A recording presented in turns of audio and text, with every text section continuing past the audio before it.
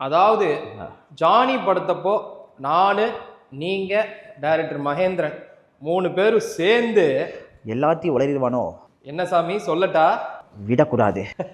அன்னைக்கு recording session அப்போ இவர் என் தேட்டருக்கு வந்து, அதாவது ஜானி ரெக்கார்டிங் செஷன் அப்போ நானும் மகேந்திரன் சாரும் ட்ரிங்க் சாப்பிட்டு இருந்தோம்.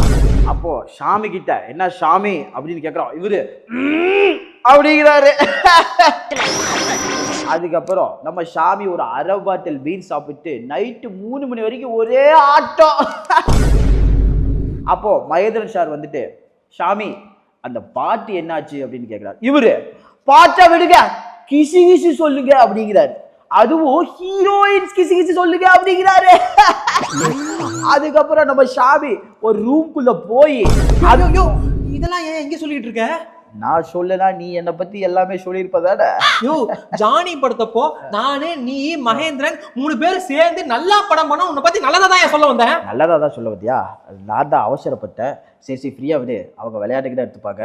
நான் அப்படியே அதெல்லாம் முடியாது. நானும் உன்னை பத்தி எல்லாத்தையும் சொல்ல போறேன்.